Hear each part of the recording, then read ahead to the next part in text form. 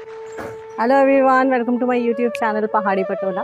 So guys, जैसा कि आपको पता ही है, सावन का महीना चल रहा है और इस सावन के महीने में बहुत ही स्पेशल बात ये है कि बहुत ही अच्छा मौसम रहता है। ऐसे तो ये 25 ऑफ जुलाई से स्टार्ट हो गया था और 22 ऑफ अगस्त को ख़त्म होने वाला है। बट गढ़वालीज़ और पहाड़ीज़ का जो सावन होता है वो एक हफ़्ता पहले आता है। There must be some reason behind it. तो मैं यही सोच रही थी कि इसके पीछे क्या रीज़न होगा। तो आज वैसे भी हमने हमारे घर में कथा रखी हुई है और कथा रखने का रीज़न ये है कि आखिरी मंडे उसके बाद सावन ख़त्म होने वाले हैं। तो जो गढ़वालीज़ का क्योंकि एक हफ्ते पहले स्टार्ट हो जाता है, उसका रीज़न जानने के लिए मैं सोच रही हूँ कि Pandit ji must be the right person to ask. तो मैं पंडित जी से क्वेश्चन ज़रूर पूछने वाली हूँ। तो लेट्स फाइंड आउट। देखते हैं, तैयारी स्टार्ट हो चुकी है, पंडित जी घर पे आ चुके हैं और दिखाती हूँ मैं आपको हम पूजा कैसे कर रहे हैं।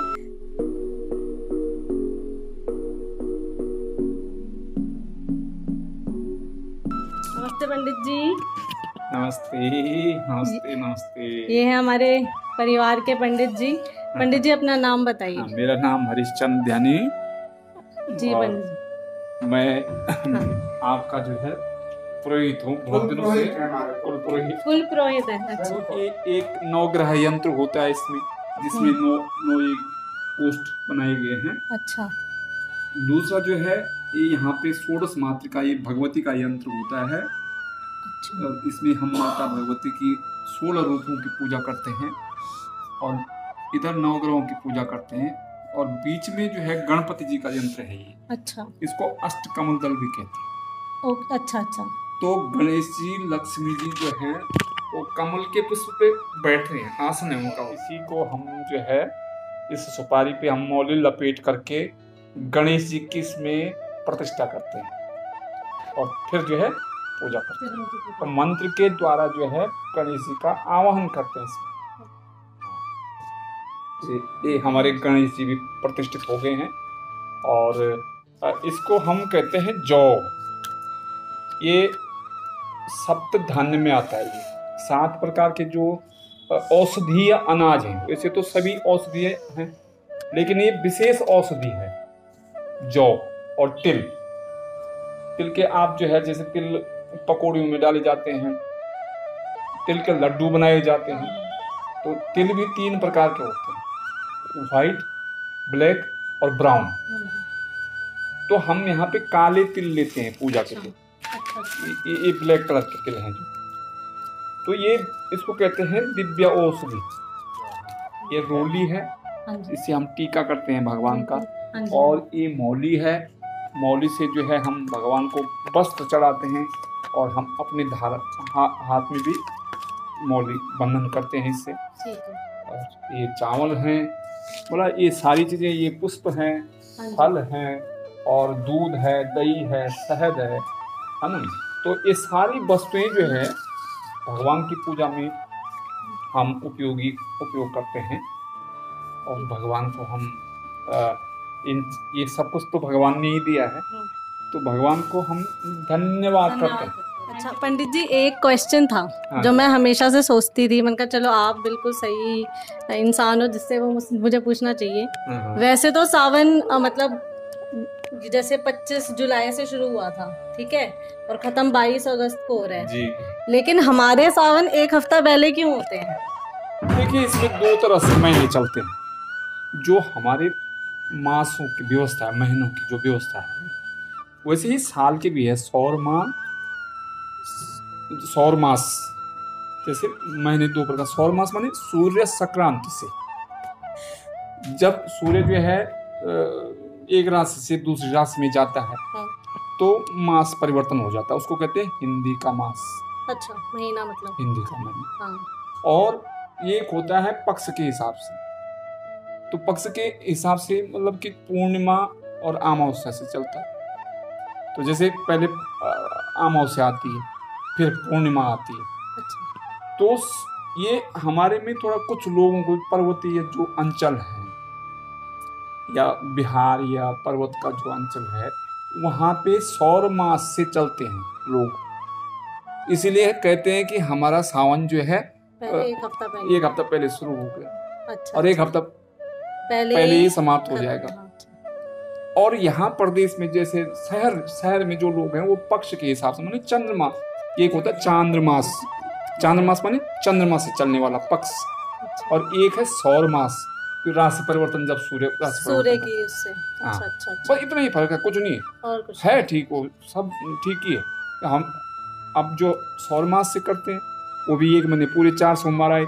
अच्छा। और जो चांद्रमास से करेंगे उनके भी जो है 4 सोमवार आएंगे। अच्छा, बस ये इसी का ही फर्क है, सूर्य और चांद का। ठीक है जी, बहुत बहुत शुक्रिया।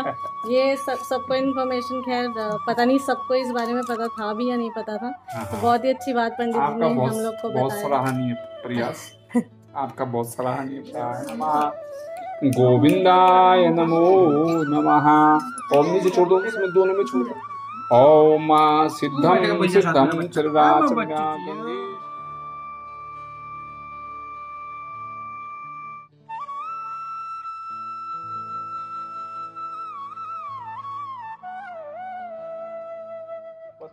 बाहुरात्रि पार्श्वे नक्षत्राणि। क्या जानते हैं गणपति के बारे में?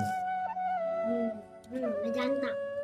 अब बताइए। भगवान शिव जी ने कहा था कि वो इस दुनिया के सबसे पहले चक्कर लगाएगा, मुझे याद नहीं ढंग से, और गणेश जी अपने मम्मी पापा के साथ गए थे। हाँ, चक्कर लगाए थे। ऐसा था कि भगवान जो है दोनों को कहा गया था कि जो पृथ्वी के चक्कर जल्दी काट के आएगा उसकी जो है शादी जल्दी हो जाएगी। तो कार्तिकेय जी तो जो है अपने, उनका वाहन क्या है पता है? कार्तिक जी का मोर है। तो उसको लेकर के जो है वो परिक्रमा करने के लिए चले गए पृथ्वी की। ठीक है। और गणपति जी ने कहा, सोचा उन्होंने, देखो इसको कहते हैं बुद्धि।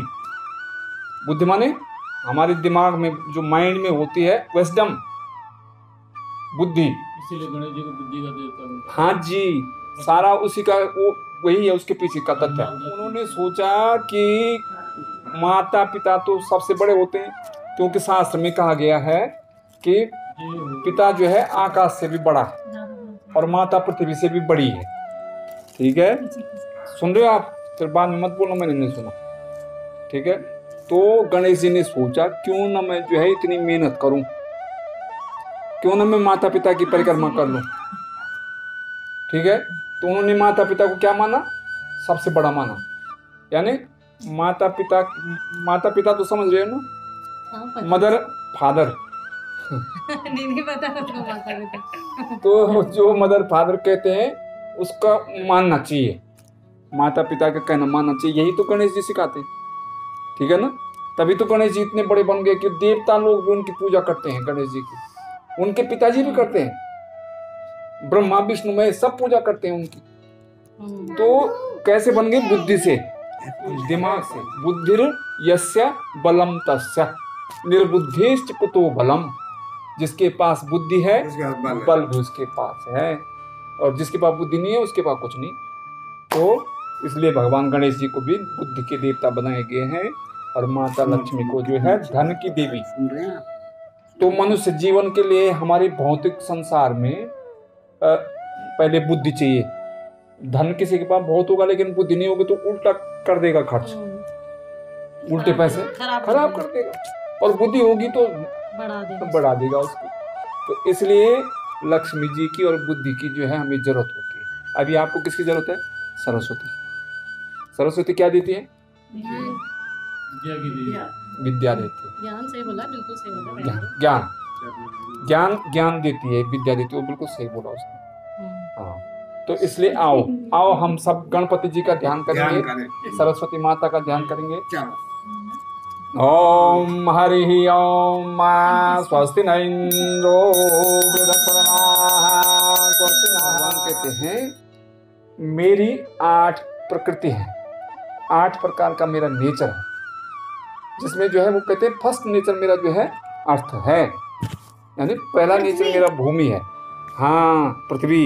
ये इस अंग्रेजी तो मेरे को जानबूझ के बोलनी पड़ती है आप लोगों के लिए थोड़ा, नहीं तो मैं तो शुद्ध जो है संस्कृत भाषी हूँ। हाँ।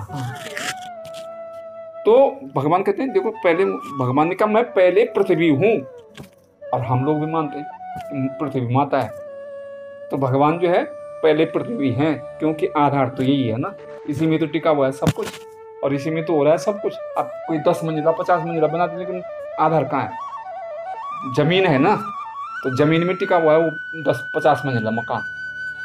तो हमारी भी जो भूमिका है वो जमीन से ही है, क्योंकि इस जमीन में ही अनाज होता है। अगर अनाज ही न हो तो हम कैसे पलेंगे बढ़ेंगे? तो भूमि, भगवान ने कहा मैं पहले भूमि हूँ। भूमि रापो नलो वायु खम मनो बुद्धि। अर्जुन ने प्रश्न किया कि आप कहाँ हैं? कोई कहता है आप जो है कृष्ण है, कोई कहता है राम है, कोई कहता है कुछ है, कोई कहता है आप वास्तव में बताओ क्या है? वो कहते हैं मैं सब कुछ हूँ। मैं भूमि हूँ, मैं जल हूँ, मैं वायु हूँ, मैं अग्नि हूँ, मैं आकाश हूँ, मैं अहंकार हूँ, मैं मन हूँ, मैं बुद्धि हूँ। विष्णुवे प्रभो विष्णुवे ओम ध्यान आवानार्थे पुष्पाणि समर्पयामि। ओम भगवते श्री लक्ष्मी नारायणाभ्याम नमः। 1-2 न रख दिया हम। हाँ, और भगवान जी चरणों के दोनों खंड जल रखा हमको। ओम महा सहस्र शीर्षा पुरुषः सहस्राक्षः सहस्रपात सभूमिकं सर्वतः स्मृत्वा तिष्ठत सांगुलम्। ओम पाद्यं समर्पयामि। अच्युतं केशवं सत्यभामाधवं माधवं माधवं राधिका राधितम्। इंदिरा मंदिरा चेतसा सुंदरम देवकी नंदना नंदजं संददे।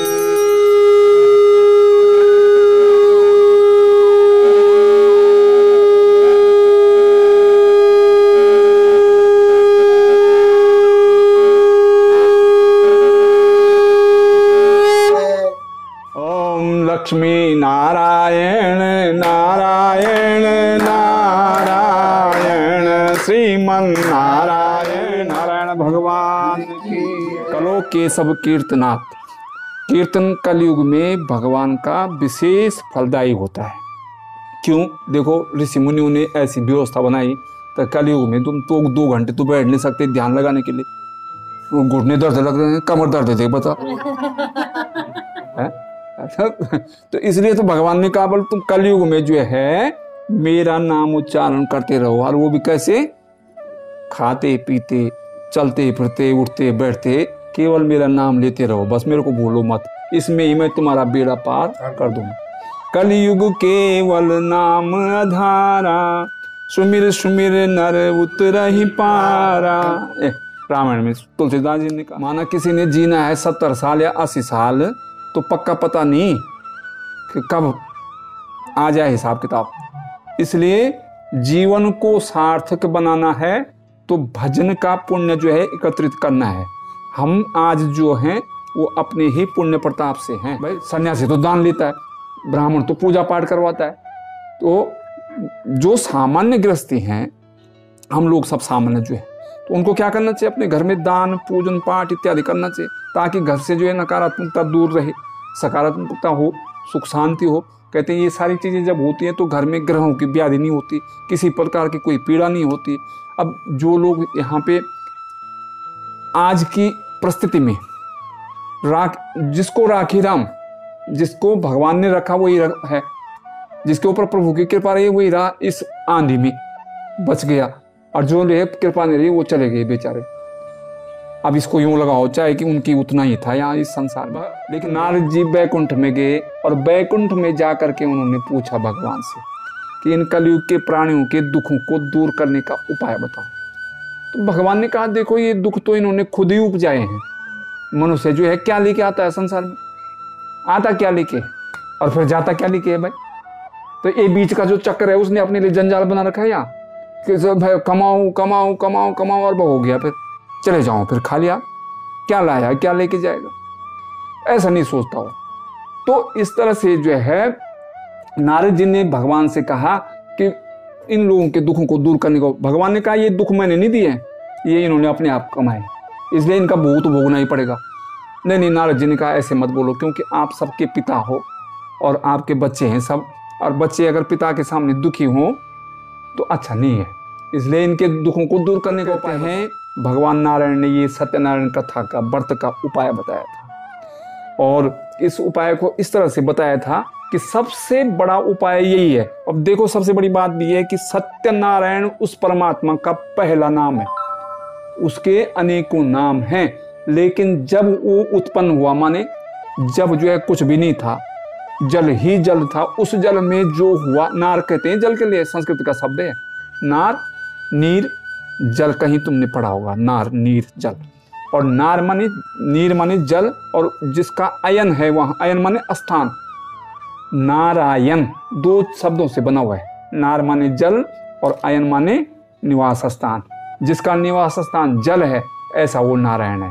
और जो तीनों कालों में रहता है, माने भूत, भविष्य और वर्तमान में जिसकी सत्ता रहती है, उसको सत्य कहा कि सत्यनारायण भगवान। पहला नाम भगवान का क्या है? सत्यनारायण। इसीलिए हम मूल की पूजा करते हैं। देखो पेड़ के अगर मूल में पानी डाला जाए तो पत्तों में डालने की जरूरत नहीं होती, पहुंच जाता है ना पत्तों में अपने आप, पानी हरे भरे हो जाते हैं पत्ते। तो हम किसकी पूजा करते हैं? मूल की। ये भगवान का मूल है, जो पहला देवता है, आदि देव नारायण जिसको हम कहते हैं। नारद जी ने कहा बताओ, फटाफट बताओ इसका विधि विधान क्या है, क्या इसके लिए पूजा की सामग्री चाहिए, कब इसको करना चाहिए। काम कभी भी किया जा सकता है। ये कहने का तात्पर्य भगवान का ये है कि कोई जो है भाई अच्छा काम करना है तो उसको तुरंत कर दो, क्योंकि थोड़ी देर में मन बदल जाता है और मन फिर बोलता है नहीं छोड़ो यार, रहने दो, अब कहाँ देना है। अगर दान करने की नौबत आई और अगर तुरंत हो गया तो हो गया, नहीं तो अंदर जाके बोलेगा छोड़ो अब चला गया, भिखारी भी चला गया, क्या करना है। तो इस तरह से कहा कि यस्मिन कस्मिन दिने मर्त्यो, जब कभी भी इस कथा को, व्रत को किया जा सकता है। इसके लिए कोई बार का नियम नहीं है, किसी महीने का नियम नहीं है। हाँ एक बात और है कि कोई पर्व दिन आ जाए, जैसे संक्रांति आ जाए, पूर्णिमा आ जाए, इन दिनों पे हो जाए तो इसका फल और ज्यादा बढ़ जाता है।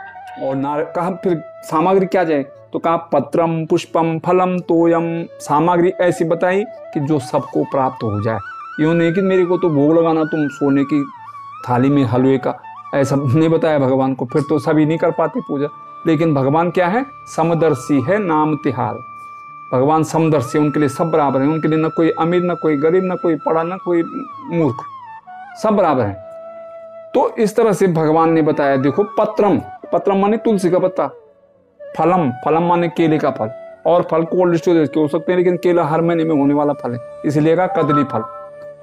पत्रम पुष्पम फलम तोयम, तोयम माने गंगा जल। गंगा को विष्णुपदी कहते हैं। कहाँ से निकली है? बैकुंठ से, विष्णु भगवान के चरणों से। और कहाँ गई? भगवान शंकर जी की जटा पे, और तब आई ब्रह्मा के कमंडलों में। तो कहता तिरुपथ गामिनी, बैकुंठ से कैलाश पे, और कैलाश से भूमंडल पे।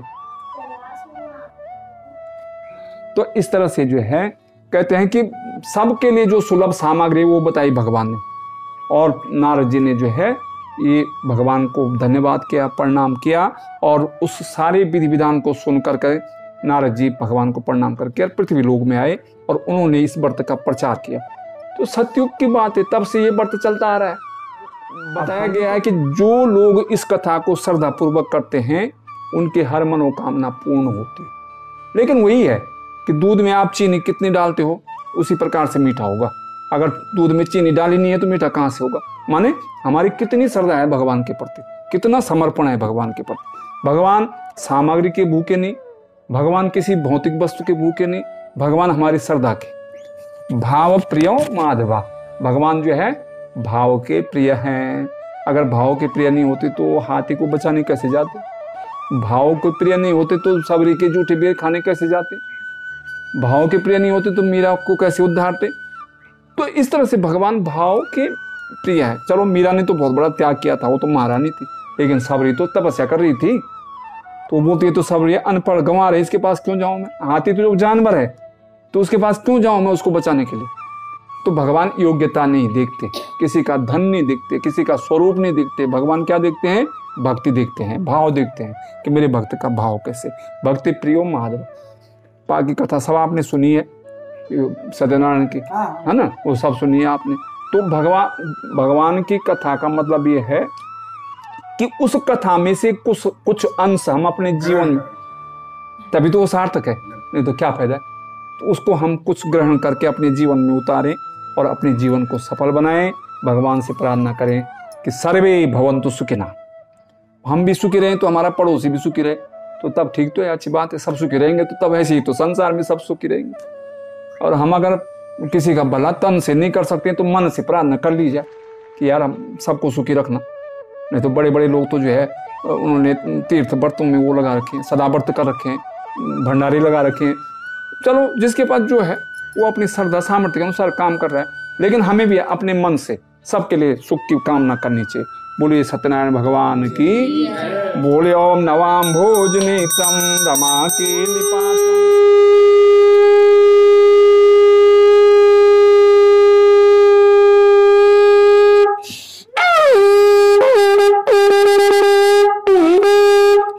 हरि ओम जय जगदीश हरे स्वामी, जय जगदीश हरे। भक्त जनों के संकट दात जनों के संकट क्षण में दूर करे। ओम जय जगदीश हरे। जो ध्यावे फल पावे, दुख बिन से मन का स्वामी, दुख बिन से मन का। सुख संपत्ति घर आवे, श्याम सुंदर घर आवे, कष्ट मिटे तन का। ओम जय जगदीश, तुम विनय और न दूजा, प्रभु विनय और न दूजा। पार परमात्मा तुम पर, तुम सबके स्वामी। ओम जय जगदीश, मैं सेवक प्रभु स्वामी, कृपा करो भरता। ओम जय जगदीश, पड़ा मैं तेरे। ओम जय जगदीश हरे। विषय अब कुछ है तेरा, जय जगदीश हरे। वांछित फल पावे, ओम जय जगदीश हरे। ओम जय जगताश्च पिता त्वमेव, त्वमेव बन्धुश्च सखा त्वमेव, त्वमेव विद्या द्रविणं त्वमेव, त्वमेव सर्वं मम देव। कर्पूर गौरं सारं भुजगेन्द्रहारं, सदा वसन्तं हृदयारविन्दे। भवं भवानीं सहितं नमामि, भवं भवानी। आरती के साथ हमने पूजा का समापन किया।